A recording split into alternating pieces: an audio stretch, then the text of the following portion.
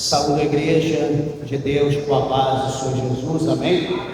Meus irmãos, quem está feliz com Jesus, quem pode dar uma salva de palmas para Jesus com alegria? Oh, glória a Deus, aleluia, graças a Deus. Meus irmãos, agradeço aos céus, ao Senhor, o Rei da Glória, pelo fôlego de vida, pela oportunidade que o Senhor concede de estarmos aqui na sua presença, na sua casa, para prestar a Deus um culto racional. Louvo a Deus pela vida de cada um dos meus irmãos, das minhas irmãs, pela vida da igreja, por todos os ouvintes da palavra de Deus.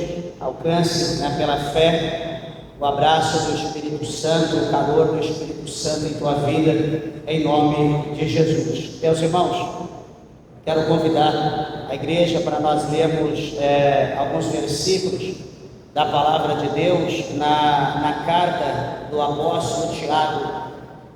Está depois de Hebreus, lá no fim da Bíblia, lá no final. Depois de Hebreus, Tiago, capítulo de número 3. Abre a tua Bíblia no Apocalipse, lá no final, aí vai voltar Judas, terceiro, segundo João, segundo, primeiro Pedro e então Tiago.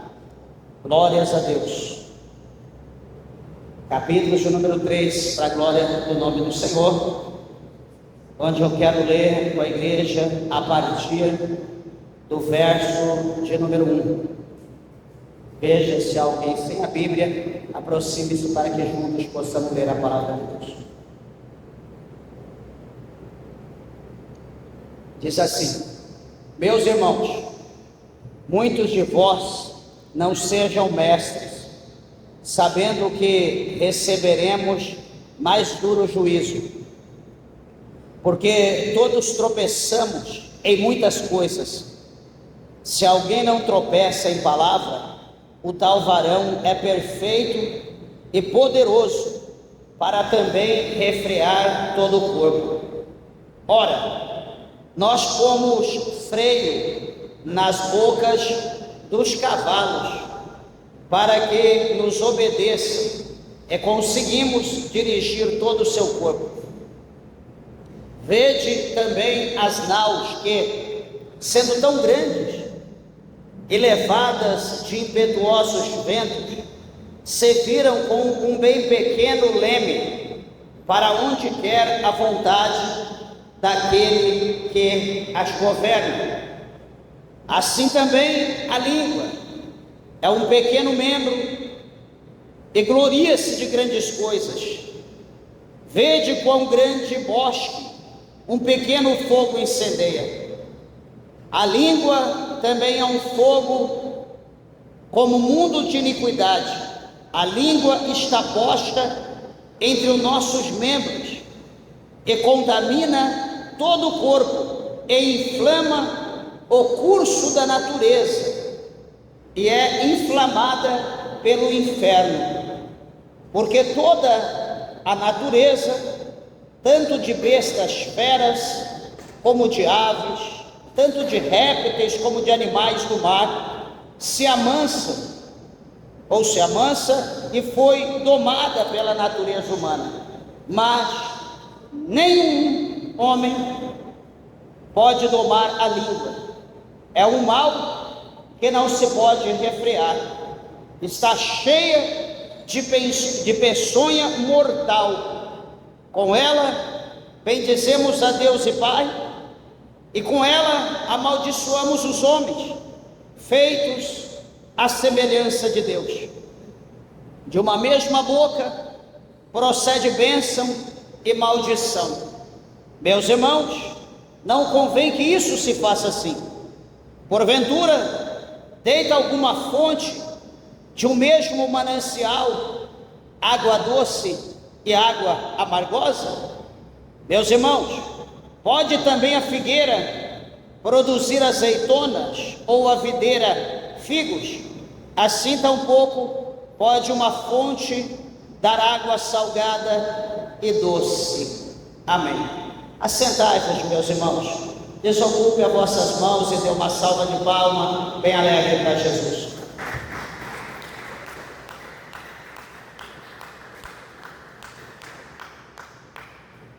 Graças a Deus. Igreja, peço por favor a tua atenção, a tua reverência, a palavra do Senhor. Tenho certeza que Deus Ele tem uma palavra para nós neste culto abençoado. Aqui uma palavra poderosa, a qual o apóstolo Tiago ele escreve para a sua igreja, para o seu povo, no seu tempo. E não só a eles, mas a todos os crentes em Cristo Jesus, até a consumação dos fatos. Eu costumo dizer que se essa palavra ela não fosse para os crentes de hoje, se ela não fosse para nós, ela não estaria enquadrada na palavra de Deus, ela estaria fora. Então, como ela está aqui na palavra de Deus, está na Bíblia, então certamente ela é para mim, ela é para você, ela é para nós, ela é para toda a igreja de Deus. E amados e queridos irmãos, nós sabemos, ou talvez para muitos não, mas na época de Jesus, no início da igreja primitiva, era comum as pessoas ensinar como que por profissão, ou seja, a pessoa que se dedicava ao ensino, a pessoa era tida em grande estima e respeitada, muito respeitada na verdade na cultura judaica dessa época aqui dos apóstolos. E o que chama muita atenção aqui nessa palavra é que muitos judeus naquela época, os que se achegavam, que abraçavam a cruz, ao cristianismo, eles queriam se tornar mestres, queriam se tornar professores, para poder ensinar todos aqueles que ouviam. Eles só teriam a oportunidade se eles chegassem ao cristianismo, e então ali eles poderiam, na sinagoga, ali na igreja onde se reunia o povo que servia a Jesus, então eles poderiam ali ser chamados de professor, de rabi, chamado de mestre, assim como chamavam então o Senhor Jesus. Mas veja bem que o apóstolo Tiago, ele adverte aqui no verso de número 1 desse capítulo 3, dizendo: meus irmãos, muitos de vós, está dizendo, veja bem, está chamando quase de uma forma toda, ele estava falando para todos. Muitos de vós não sejam mestres. Por que não ser mestre? Porque ele está dizendo que aqueles que forem mestres irão receber um juízo mais duro do que aqueles que são apenas ouvintes. Então Tiago, aqui nesse primeiro versículo, ele fala dessa maneira: aqueles que tinham sede, aqueles que já chegavam querendo mergulhar no pote. Só que primeiro, Tiago queria mostrar aqui que para eles poderem ser mestres, para eles poderem serem professores, o ponto principal não era apenas só pregar a palavra de Deus, porque muitas pessoas que às vezes têm conhecimento da letra, as pessoas que são boas em oratória, em expressar, que conhecem muito gramática ou enfim literatura, talvez lendo a Bíblia, tendo uma leitura panorâmica, uma leitura longa, assim, a distância, a pessoa pode até pregar a palavra de Deus, pode ser até fácil, mas o foco principal aqui que Tiago está dizendo não é apenas o pregar a palavra de Deus, é aquilo que muitas pessoas hoje não têm, que é a comunhão com Deus, que é ter o Espírito Santo de Deus na sua vida e viver. Eu aprendi na teologia que o crente, o pregador, dizendo aquele que prega, primeiramente ele deve viver o que prega, e segundamente pregar o que vive. Ou seja, é complicado você pregar algo que você não vive, ou viver algo que você não prega, fica desconexo. E aquele que prega, ele tem que ser, como diz o apóstolo São Pedro aqui mais à frente, ele diz que os pregadores, aqueles que pregam, eles devem ser o exemplo do rebanho. Eles devem ser exemplo para aqueles que ouvem, no trato, nos negócios, no compromisso, nos detalhes. Então, a pessoa precisa ser o exemplo. Imagina o pregador está aqui pregando, ensinando sobre oração, mas você nunca vê o camarada de joelho, ele nunca chega para a oração. Você nunca vê ele na igreja, puxando a oração, intercedendo pelo povo. Ele pode dizer: eu oro em casa, eu oro no monte, não importa, mas a igreja é o lugar de nós adorar, é o lugar de nós estar em comunhão, é o lugar de nós apresentarmos alguma coisa para Deus, aos olhos de todos. Então, se eu estou pregando, ensinando sobre pregação, eu não prego. Aliás, se eu estou pregando, ensinando sobre oração, eu não oro, eu estou sendo hipócrita. E Tiago está dizendo que naquele dia, ele fala aqui no verso de número 1, essa pessoa vai receber um mais duro juízo. Eu estou pregando sobre santificação, e aqui o chicote está estalando, e vai e vem, mas quem me vê por aí, olha para mim e fala: não, é impossível, esse homem não é aquele que estava pregando ontem à noite, olha como que ele está. Me encontra final de semana em algum lugar. Então, eu estou sendo hipócrita. Tiago adverte que o juízo será maior para esse, que está pregando a palavra de Deus e não vive. Então ele diz: muitos de vós não sejam mestres. Ele está advertindo os irmãos, porque havia um processo que eles teriam que passar.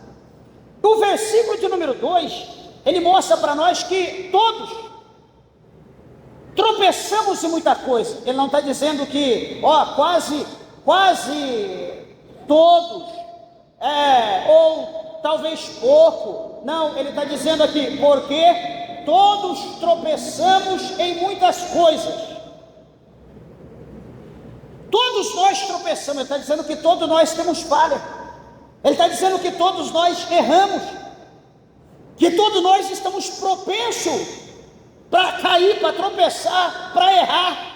Todos nós. Ele não está dizendo, salvo engano, ou quem sabe aqui, não, ele está dizendo todos nós.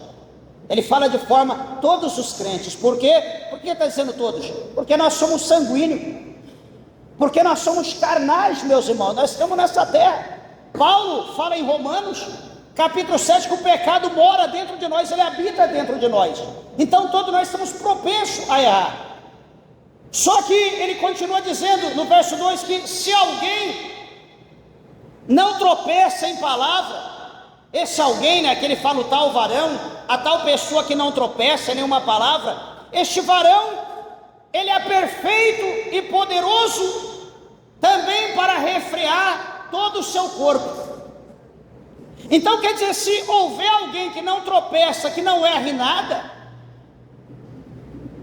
essa pessoa, o tempo dele entre nós será curto, porque certamente, brevemente, Deus o tomará e o levará para si, como foi, por exemplo, com Enoque, né, que a Bíblia diz que Deus amou Enoque de uma maneira tão profunda, tão grande, que Deus o arrebatou e tomou para si.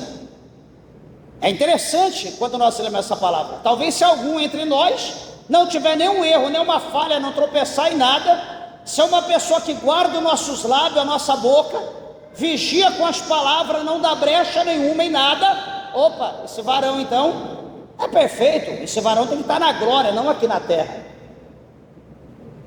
Então Tiago chama a nossa atenção a isso. Mas por que que os homens, por que que o povo, de uma forma geral, não consegue vigiar, não consegue andar como Jesus manda, como a palavra de Deus manda? Por quê?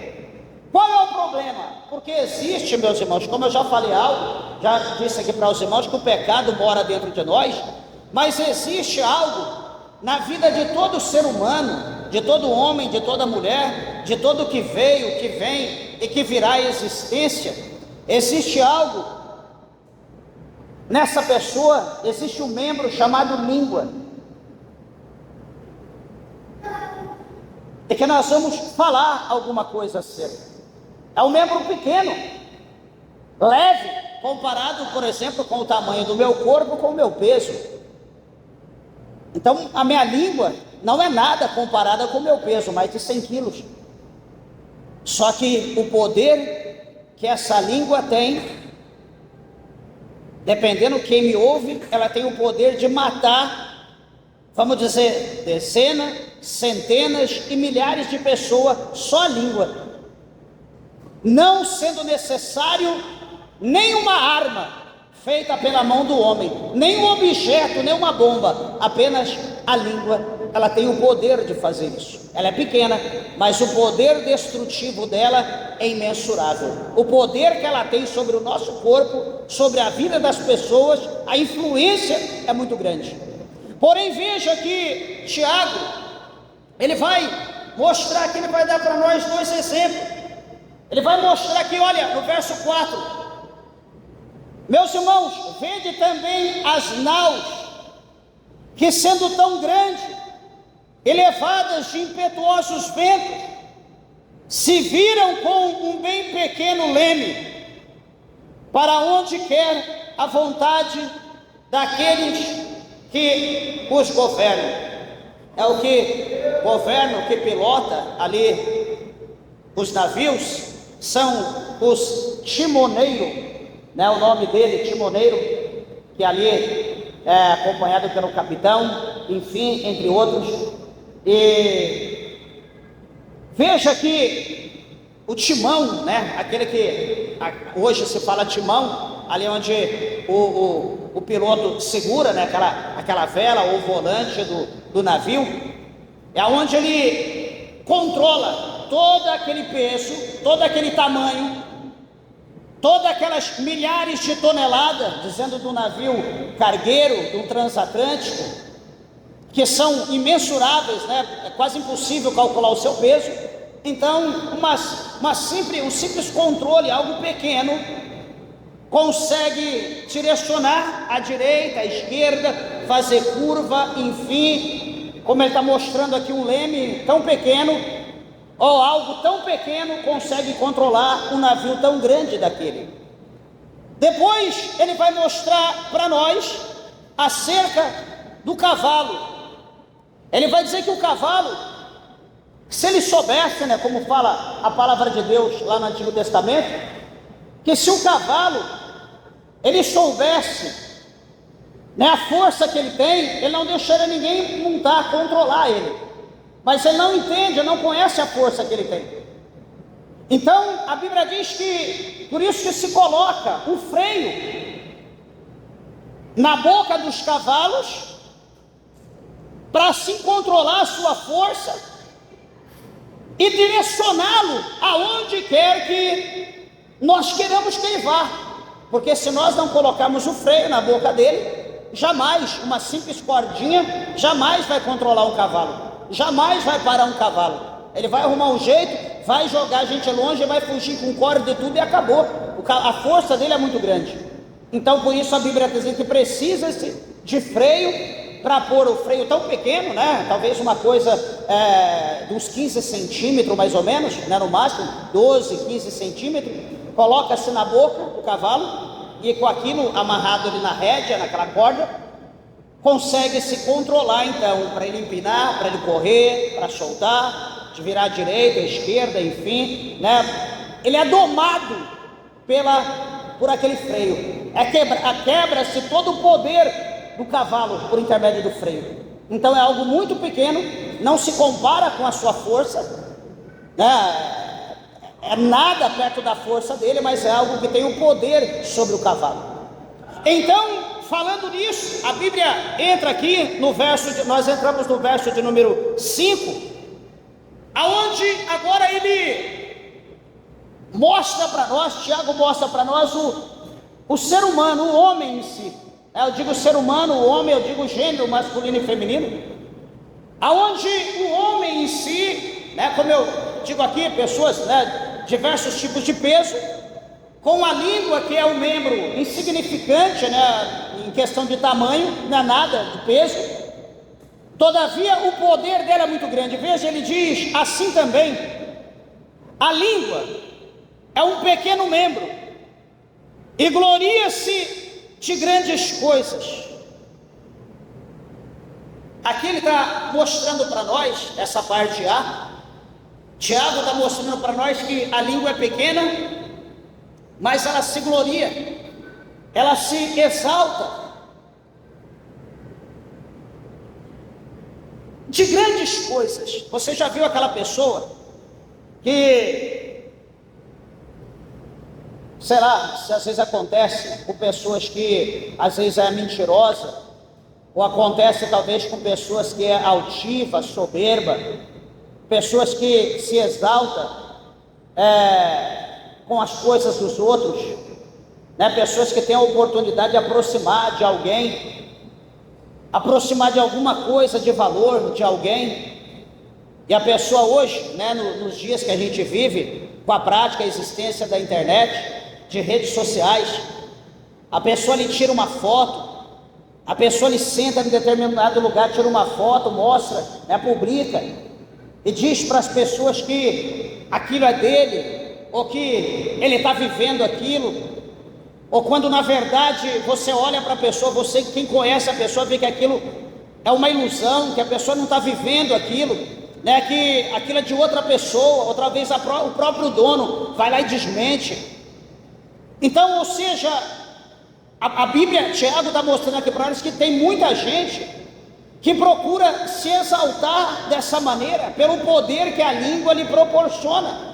A língua tem esse poder de colocar o homem lá em cima na nuvem.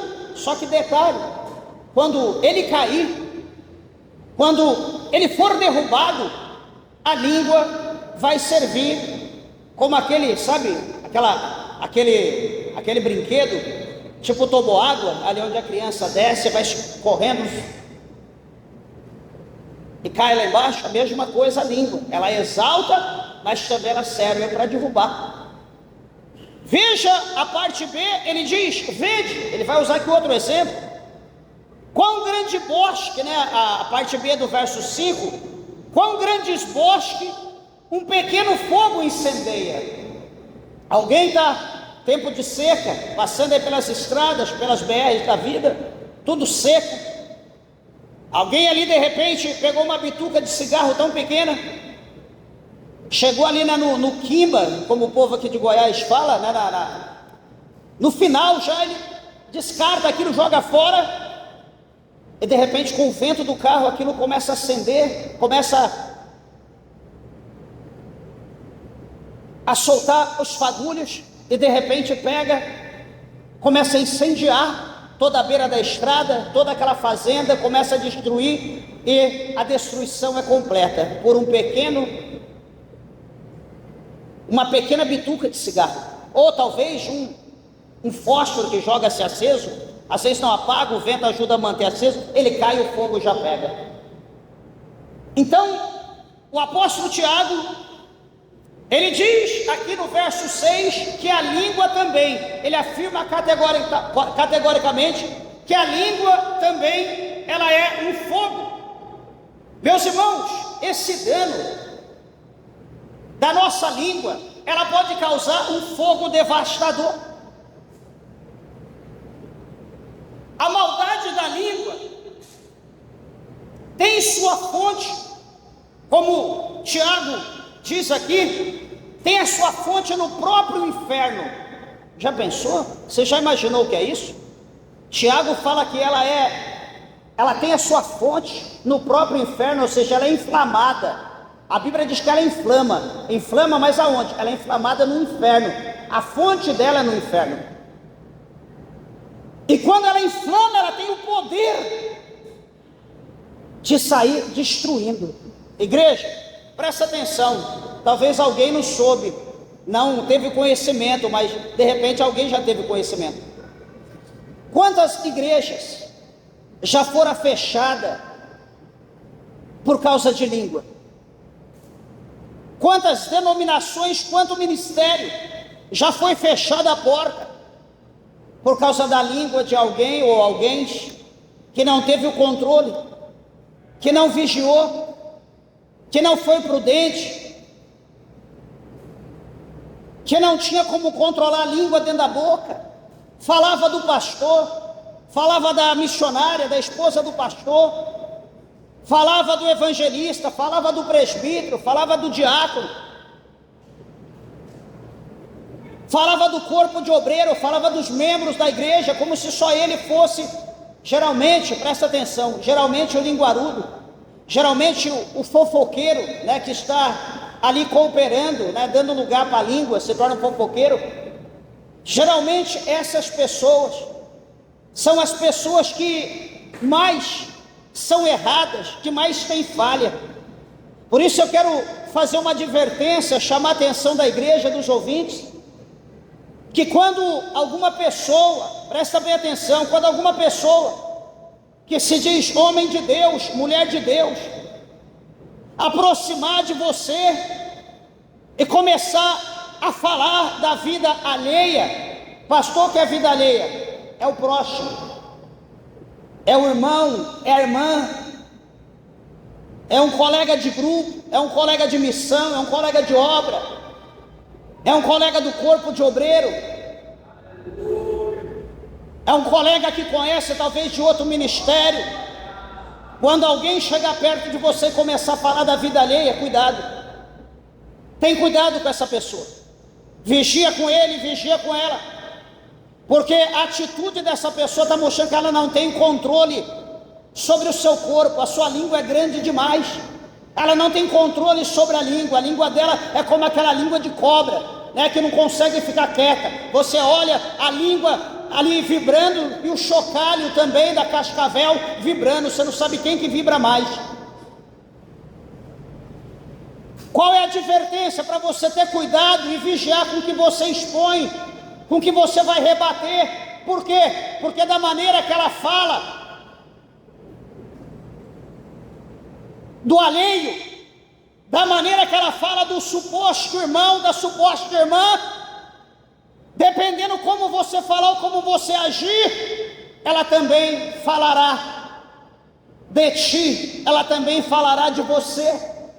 Talvez para aquela mesma pessoa que ela falou de você para ela, falará dela para você, ou vice-versa, ou em outro lugar. Pode até te comprar, oi abençoado, a paz do Senhor. Ah, você conhece? Ah, aquele ali? A gente cumprimenta por educação. E aí o rolo, quer dizer, aí a língua desenrola. Falar o rolo, né? O rolo é coisa de Deus. Aí a língua desenrola, acabou. Aí vai até dar cãibra. Como não dá cãibra,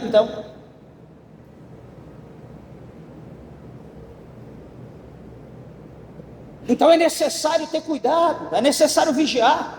Tem um ditado dos antigos, um verbo do Oriente, que diz que quem fala demais dá bom dia a cavalo. Então nós não perdemos em fechar a nossa boca. A palavra de Deus fala para nós no livro do pregador, ou Eclesiastes, esse escrito por Salomão, no capítulo de número 5, presta bem atenção que Salomão fala, capítulo 5, no verso 1, falando aqui sobre conselhos práticos, que é necessário para nós. Salomão diz no verso 1, no capítulo 5 de Eclesiastes: guarda o teu pé quando entrares na casa de Deus, e inclina-te mais a ouvir do que oferecer sacrifício de todos, pois não sabes que fazem mal. Aí ele diz no verso 2: não te precipites com a tua boca, nem o teu coração se apresses a pronunciar palavra alguma diante de Deus, porque Deus está nos céus e tu estás sobre a terra, pelo que sejam poucas as tuas palavras. Ixi, e agora? Pastor, eu não consigo vigiar. Pastor, eu não consigo ficar quieto. Pastor, minha boca. Tem um conselho para você. Eu poderia dar o conselho do pastor Almir, meu amigo, mas não darei esse. Darei outro que o Espírito de Deus colocou para nós dar aos irmãos. A pessoa que gosta de falar muito, sabe o que ela precisa fazer? Na sua casa, na igreja, ou enfim, fecha a porta, dentro do banheiro, quarto, aonde for, dobra o seu joelho, coloca uma cadeira do lado ali onde você dobrar o seu joelho e diz: meu Deus, Jesus, Espírito Santo, por favor, assente-se aqui ao meu lado. Eu preciso conversar. Eu quero conversar, não tenho ninguém para falar. Eu quero que o Senhor me ouça. O Senhor sabe que eu não consigo controlar. Fica quieto, fica quieto. Então, de joelho dobrado, você vai falar com Deus. Você vai falar com Jesus. Você vai falar com o Espírito Santo. Porque a Bíblia diz que o nosso Pai, que nos ouve no secreto, Ele nos responderá. Ele responderá a nossa oração. Então, se você quer falar, fale com Deus. Fale com Deus, você vai aprender. Geralmente quem fala muito não gosta de orar. Geralmente quem fala muito, se aqui tiver alguém, espero que não tenha, mas pode ser que tenha algum ouvinte que gosta de falar. Geralmente quem gosta de falar muito não gosta de orar. Ele gosta que as pessoas ouçam ele, mas ele não gosta de falar com Deus, ele gosta de falar para as pessoas. Ele tem aquele espírito de mestre, de ensinar. Só ele fala. Quando a pessoa vai falar, ele, peraí, ouve, deixa eu acabar. Antes de acabar, ele já entra ali outro e o mistério ali é inacabável. Então, quem gosta de falar muito, comece a falar com Deus. Comece a orar, comece a rasgar o teu coração. Comece a passar o teu problema, aprenda isso, peça isso para Deus. Estamos iniciando o ano novo. Estamos hoje no 14º dia desse ano novo. Então coloque diante de Deus essa ansiedade, esse algo que está dentro de você e vigie, porque fazendo assim você não pecará contra Deus. Você não levará a sua alma para o inferno, porque você contando para as pessoas não poderá falar nada, fazer nada a teu respeito. De repente alguém que for mais sábio vai te chamar de linguarudo, de linguaruda. Talvez você possa pensar que é teu melhor amigo, a tua melhor amiga, mas não é todo mundo que gosta de ouvir coisas, de ouvir fofoca. Eu gosto de conversar, por exemplo, gosto de ouvir as pessoas, só que, detalhe, falar da vida alheia é complicado.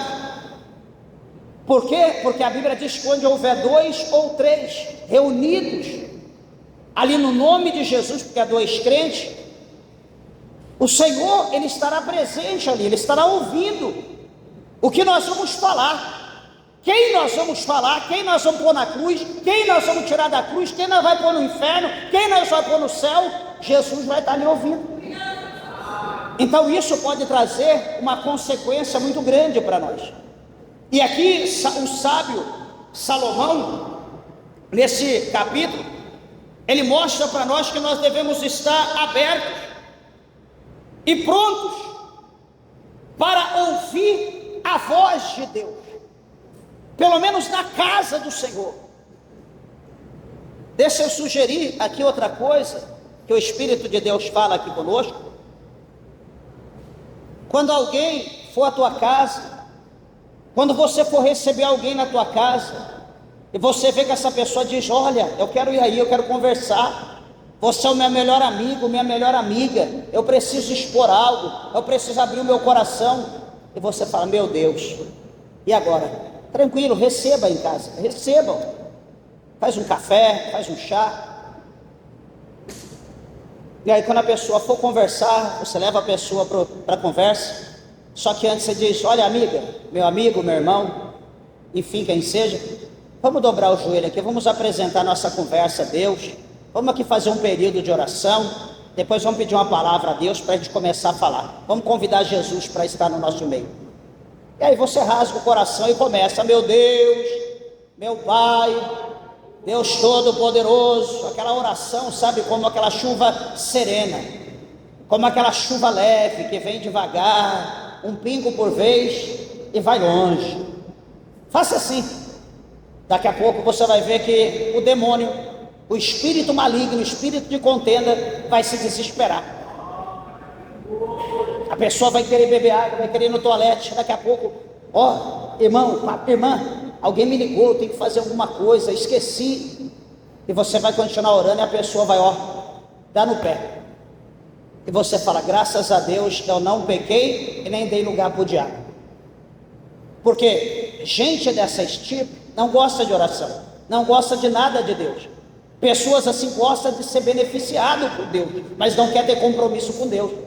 Como exemplo, aqueles que passam, não sei se já passou na casa de alguém, né, o conhecido como TJ, eles passam lá e ó, batendo na tua porta, 3, 4, passa uma gangue, querendo ensinar quem é Jeová e etc, querendo pescar peixe de aquário e levar para lá.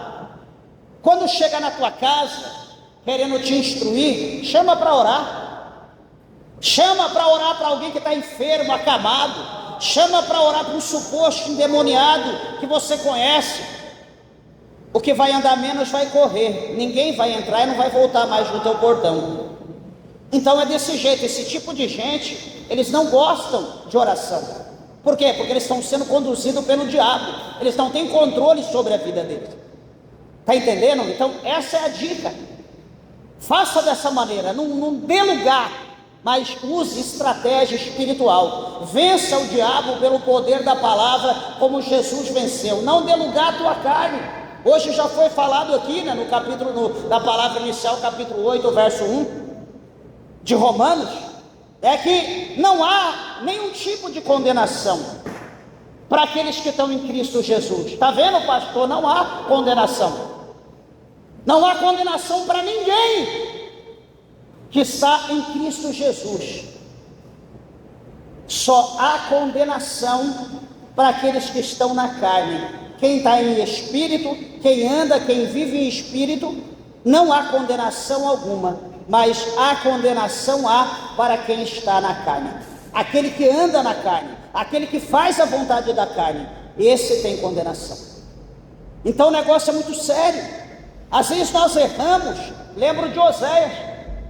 Oséias, ele diz: o meu povo, né, ele sendo usado por Deus, Deus sendo boca de Deus para a nação de Israel, ele diz: o meu povo, a minha nação Israel, foi destruída por quê? Porque rejeitaram o conhecimento. Por exemplo, igreja, multidão, povo, ouvintes, vamos fazer aqui uma campanha de clamor. Ai, ai. Campanha de clamor. Quem deu a ideia que faça. Você está precisando clamar, então clame, ore. Ninguém vai te ajudar. Vamos fazer aqui uma campanha de oração. Ah, é? Deus colocou no teu coração? Colocou, então faça você. Ninguém vem te ajudar. Mas igreja, depois da campanha do grande clamor, lá pelas tantas da madrugada, vai haver um banquete. Que horas que vai... nós vamos orar até 3, depois das 3 horas vai ter o banquete. Então o povo vai para casa, dorme, ronca, 15 para as 3, levanta, arruma, faltando 1 minuto, 2, chega na porta, ora lá fora mesmo, para dizer que estava orando lá na rua, para ir para o banquete. Mas participar da oração, a gente não quer. Hoje está desse jeito, as coisas estão assim. Desculpa de eu falar, mas todo crente que age, que foge de oração, ele não está andando com Deus, ele precisa ser liberto. Não, pastor, que eu tenho compromisso. Ah, vá para o fogo. Você tem compromisso aonde? 1 hora, meia hora de oração vai mudar a tua vida? Vai te deixar mais rico? Meia hora de sono vai te deixar melhor no outro dia? Onde isso? Então, junto com essa situação, tem a mentira.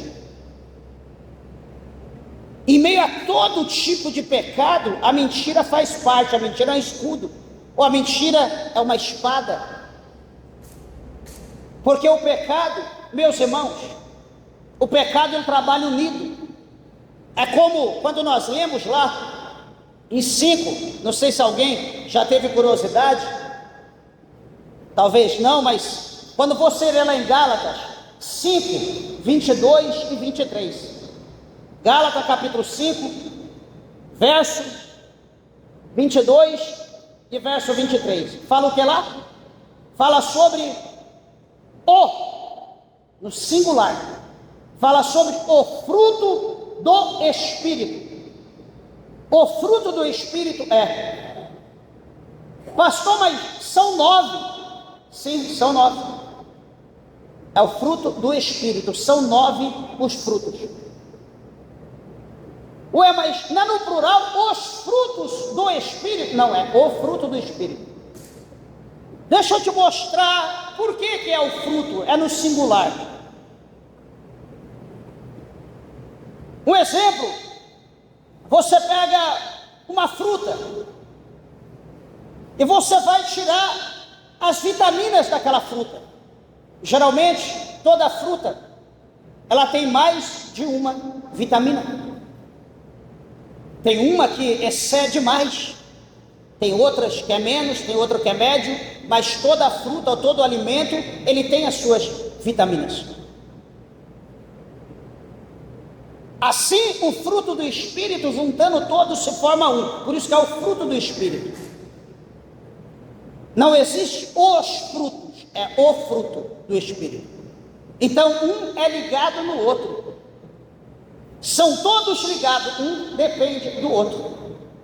Não adianta dizer, eu tenho o fruto do Espírito, eu tenho o amor, mas eu sou uma pessoa que guarda ódio, que guarda rancor, uma pessoa que não consegue perdoar. Então eu estou mentindo, eu não tenho fruto de Espírito coisa nenhuma. Por mais que eu pregue, que eu diga que eu tenho o amor, mas eu não tenho o amor, porque eu odeio as pessoas, eu tenho ira, eu tenho raiva. Quem ama, o amor suporta tudo. O amor suporta a criança, o amor suporta idoso, o amor suporta o teu esposo que você tem em casa, que você diz que é uma pedra de tropeço. O amor suporta a esposa que você tem em casa, que às vezes você pode dizer que é uma pedra de tropeço, mas é uma bênção na tua vida, sua mulher, mãe dos seus filhos. O amor suporta tudo. Veja que o amor, minha esposa consegue até me suportar careca. Com muita gente olha e fala, Deus me livre meu marido ser careca assim. Certamente pediria divórcio, mas minha esposa me ama, então ela me suporta careca. Quantas coisas sua esposa suporta em você? Quantas coisas você suporta em sua esposa? Por quê? Por causa do amor. Só que esse amor ele tem que ser o amor como o amor de Cristo. Existem algumas classes de amor, mas o amor não deve ser só naquele que nós amamos. O amor não deve ser só por aquele que nós queremos bem. Por quê? Porque Cristo vai, nos seus ensinamentos, ele vai dizer para nós que os ímpios, ele vai dizer que os pecadores também fazem dessa maneira. Os pecadores também amam aqueles que amam eles. Os pecadores também eles querem bem aqueles que querem bem eles. Os pecadores gostam daqueles que ajudam eles também procuram ajudar, eles procuram usar a reciprocidade. Então, a Bíblia diz para nós, por intermédio de Cristo, lá no capítulo 5, do Evangelho de São Mateus, o Senhor Jesus, ele diz bem assim, veja bem, que se a nossa justiça, ela não exceder a dos fariseus, não haverá nenhum tipo de salvação para nós. Se a nossa justiça não exceder a dos fariseus. Pastor, mas os fariseus, eles falavam. É como eu preguei aqui no início, os fariseus falavam, mas eles não cumpriam o que eles falavam. Eles colocavam julgo no povo, eles aplicavam julgo no povo. Vamos fazer tal campanha. Ele não vinha para a campanha, ele colocava alguém para fazer. Vamos fazer campanha de oração. Ele colocava todo mundo para orar, alguém para orar, mas ele não vinha para a oração. Vamos fazer evangelismo em tal lugar. Ele colocava as pessoas, vai fazer o evangelismo, mas ele não ia no evangelismo.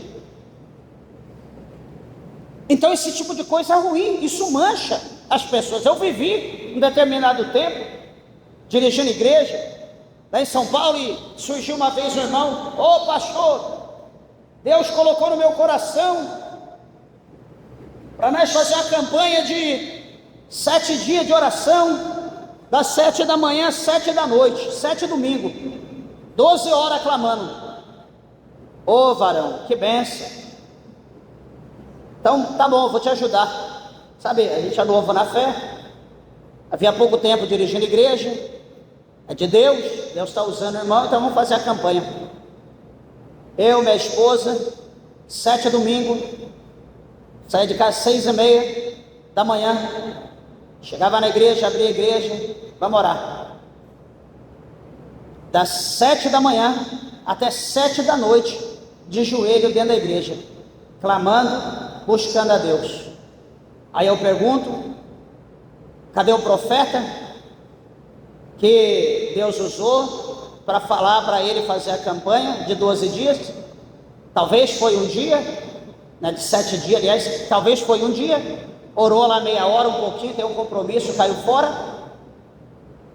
Eu e minha esposa fizemos 7 dias. É ruim? Não, é bom para nós. É bom para nós. Oração não faz mal para quem não ora. Aí passou um tempo, mais um ano depois, a gente vai amadurecendo, vai conhecendo, vai vendo a situação, vai vendo as pessoas. Ah, pastor, o que é, varão? Estava orando de madrugada. Estava mesmo? Estava buscando a Deus, enfim, que benção. Continue assim. Não, peraí, Deus deu um rolo lá, tal, o que foi? Deus falou para fazer a campanha de novo, de 12 dias de oração, das 7 da manhã às 7 da noite. Falei, que bênção, varão. Sério? Não, de Deus. Falei, tá bom. Falei, então faz o seguinte, eu vou tirar a cópia da chave da igreja e vou te dar. Fica tranquilo, pode ir lá clamar, buscar Deus, se rasgue lá no meio, faça a obra, Deus vai te dar vitória. Quando tiver oportunidade eu passo lá, te ajudo, oro um pouco, vou continuar fazendo os afazeres, mas eu vou estar te apoiando, pode ficar tranquilo que... Você teve mais visão? Você teve mais revelação? Nunca mais, nenhuma, foi na raiz. Peraí, querer colocar fardo nas nossas costas? Isso é fácil. Então nós temos que vigiar, porque nem tudo provém de Deus. Tem coisa que a gente pensa, tem coisa que a gente acha. Quando o negócio é profundo, vamos fazer prova com Deus. A Bíblia dá a base para nós fazer prova. Peraí, Senhor, lembra do homem que foi chamado para ser o líder de Israel, aonde a Bíblia diz que ele estava no lagar, trabalhando no lagar com o trigo, por causa dos inimigos, que estava perseguindo o seu povo, enfim, e o anjo do Senhor apareceu para ele, chamou aquele varão de varão prudente, de varão valoroso. Ele olhou, peraí, eu sou Gideão, você está falando comigo? Não, é contigo. Mas não sou, olha onde eu estou aqui. Não, você é varão valoroso, você tem valor aos olhos de Deus, e vai daqui, vai dali. O anjo chama ele, o Senhor chama ele, dá uma responsabilidade para ele, e ele diz: Senhor, peraí, eu vou fazer prova, se é o Senhor que fala comigo, eu vou fazer prova se o negócio é de Deus. Senhor, essa madrugada eu quero que esse velo de lã, só ele esteja molhado, e toda a grama, toda a relva esteja seca. Pela manhã, quando eu levantar, eu quero ver se o velo estiver todo molhado e a relva seca, eu tenho certeza que o Senhor falou comigo. Beleza, dormiu, levantou pela manhã, estava lá o velo ensopado, ele encheu uma taça de água, com a água que saiu daquele velo, o resto estava tudo seco, o mato está tudo seco, sem água nenhuma. Oh meu Deus, que bênção, certamente o Senhor é comigo, mas me permita fazer mais uma prova. Eu quero que agora o velo esteja seco e toda a relva molhada. Eu terei certeza do chamado do Senhor na minha vida. Gideão vai dormir.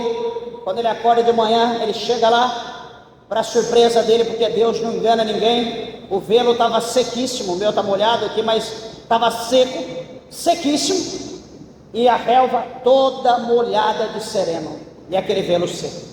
Então ele teve certeza que Deus chamou ele para ser o novo líder do povo, aquele que iria diante do povo, que ia libertar o povo da mão dos inimigos.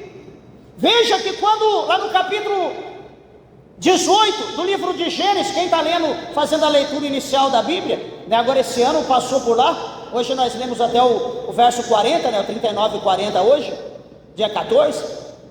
Então, quem leu lá, o 18 lembra, quando os anjos foram à casa de Abraão, os 3 anjos, comeram ali, participaram do grande banquete, fizeram a promessa para Sara que ela teria no próximo ano um filho, e que daria o nome ao filho de Isaac, né, já foi designado o nome ali, pelo próprio anjo, pelo próprio Senhor. Aí os anjos estão indo para a região de Sodoma, e a Bíblia vai mostrar para nós que 2 vão embora, um fica com Abraão, e Abraão então começou a perguntar: Senhor, se ali tiver, naquela cidade tiver 50 justos, o Senhor vai destruir a cidade por amor dos 50? Não, não destruirei pelo amor dos 50. Senhor, se lá tiver 40, o Senhor vai destruir toda a cidade? Não destruirei pelo amor dos 40. Senhor, me perdoe, mas se tiver 35, não destruirei pelo amor ao 35. Senhor, mais uma vez, se lá tiver 20, não destruirei pelo amor dos 20. Senhor, por favor, não me queira mal, me perdoe, mas deixa só mais uma vez, se lá tiver 10, eu não destruirei pelo amor dos 10. Então a Bíblia mostra para nós que ao crente, ao homem, cabe fazer prova com Deus, se o negócio é de Deus ou não é de Deus. Meus irmãos, isso é muito interessante, por quê? Porque Satanás, a Bíblia diz que ele tem poder de se transfigurar em anjo de luz. Então o diabo, ele pode falar alguma coisa, o diabo pode usar alguém em língua, para você pensar que é um crente que está profetizando, é o diabo que está falando. Então, além de nós fazermos prova com Deus, nós precisamos ter dons de discernimento de espíritos, dom de interpretação de línguas, para saber se é de Deus ou não. Não é, meus irmãos, ser a nossa vida como uma lixeira, aquela lixeira de esquina, sabe, que recebe tudo de todos, pá, joga, toma, pega, recebe, não importa o que, ela está ali com a boca aberta só recebendo. Nós não podemos ser dessa maneira. Nós somos santos, nós somos templo e morada do Espírito Santo de Deus, nós não podemos receber qualquer coisa. E hoje, deixa eu dizer, o que mais tem no nosso meio é esse tipo de língua que nós estamos vendo aqui por Tiago, essa língua que é inflamada, aonde passa, meus irmãos, contamina.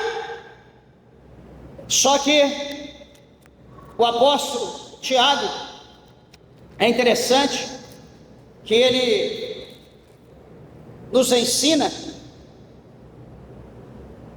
dizendo para nós que toda a natureza, né, no capítulo 3, verso 7, tanto de bestas feras, né, de animais ferozes, como todo tipo, toda classe de aves, tanto os répteis, como crocodilo, enfim, cobras, tanto os animais do mar, como baleias, como tubarões, focas, entre outros. Ele diz que se amansa, e tudo isso que existe foi domado pela natureza humana.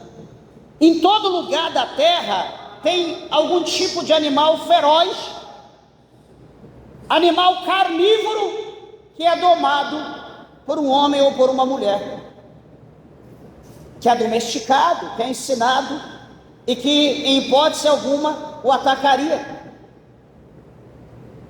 Isso a Bíblia está dizendo que tem, nós sabemos, a gente vê isso.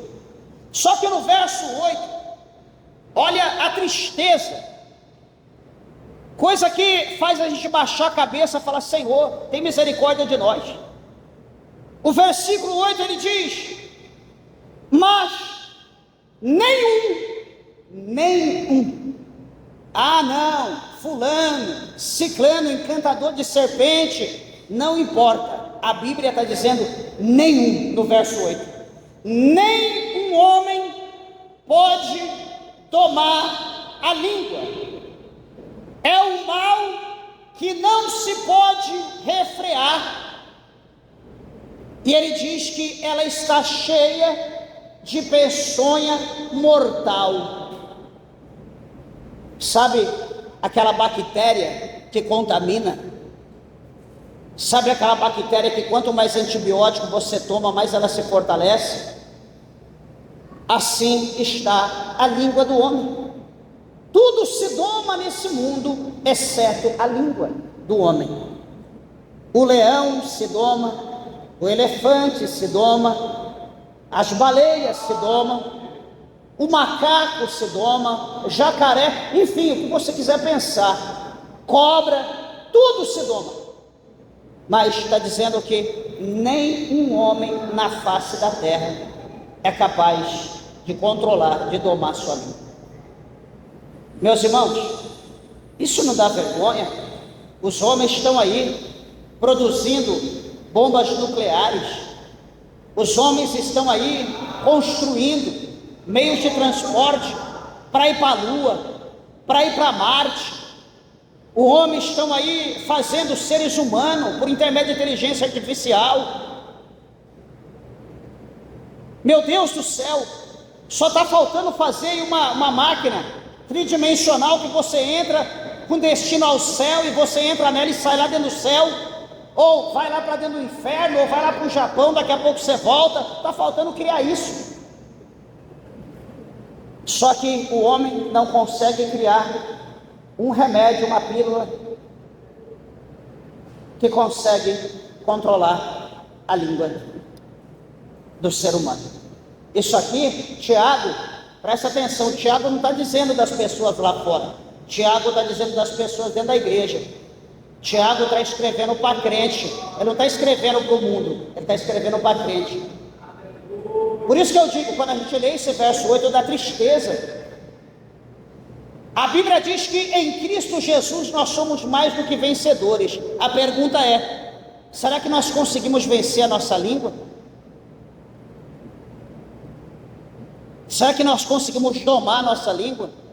Aí eu lembro do meu amigo, pastor Almir Grácio Caires, pregando uma vez na nossa igreja, diz: Pastor Celso, quero passar uma receita para aquele crente linguarudo. Ô pastor Almir, manda fogo. Pega aquela colher de alumínio, aquela colher de aço inox, bonita, liga lá o fogo na maior altura, enrola o cabo num pano para não queimar a tua mão, encosta lá aquela colher, deixa ela ficar vermelhinha, linda, bonita, vermelha, cor de extrato de tomate. Aí com a outra mão você vai lá, puxa a tua língua o máximo possível e encosta a colher lá. Pastor Celso, esse é o remédio para a língua. A igreja só faltou levantar o cabelo para o alto. Então, se a gente não tem controle, aí eu lembro o que Jesus falou, eu já encerro. Jesus, ele diz assim: se o teu olho ele impede você de entrar no céu, arranca o teu olho, lança fora, porque é melhor você entrar na vida sem um olho do que com os dois você ir para o inferno. Aí ele diz: espera aí, se a tua mão ela te escandaliza, ela te impede de entrar na vida, tira a tua mão, lança a tua mão fora. É melhor entrar na vida sem uma mão do que tendo as duas e ir para o inferno. Agora, vamos colocar aqui: peraí, se a tua língua te escandaliza, se o diabo está usando a tua vida, se você não tem controle nesse membro, faça uma cirurgia, tira ela. Deus me livre, pastor, eu vou arrancar minha unha. Aí eu uso a palavra de Jesus, aí eu faço a conotação: é melhor estarmos sem língua e entrar na vida do que com a língua a gente ir para o inferno. Eu estou dizendo para quem não tem controle total, porque alguém um pouco tem, mas um pouco dá lugar. Então que nós possamos, meus irmãos, por intermédio dessa palavra, estar atento às coisas de Deus, porque no versículo de número 10, eu encerro, ele vai dizer que a nossa boca, ele fala que da mesma boca procede bênção e maldição. E ele diz: meus irmãos, não convém que isso se faça dessa maneira. É impossível que com a minha boca eu abençoe alguém diante de mim, e quando a pessoa virar as costas, eu lançar uma palavra de maldição, ou independente que eu abençoe ou não, eu amaldiçoar a pessoa. Peraí, a pessoa é a imagem e semelhança do Criador, a pessoa é a imagem e semelhança de Deus. Peraí, se eu digo que eu amo a Deus, mas eu não estou vendo, eu digo que eu amo a Deus, mas eu não estou vendo, será que eu amo a Deus? Agora, se eu estou vendo o meu irmão, e eu amaldiçoo o meu irmão que eu vejo, como será que eu estou diante de Deus? Será que Deus está feliz com essa ação, com essa palavra que está saindo da minha boca?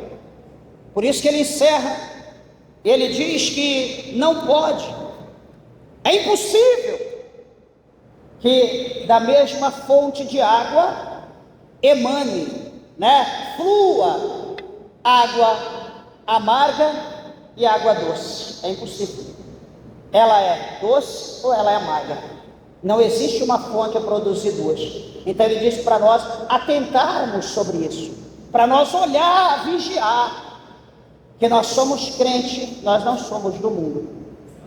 Que Deus, amados irmãos, vos abençoe, e que a palavra de Deus possa surtir efeito em nossas vidas, e que nós possamos ser uma bênção, um instrumento nas mãos de Deus, em nome de Jesus, amém? As palmas bem alegres ao nome do Senhor.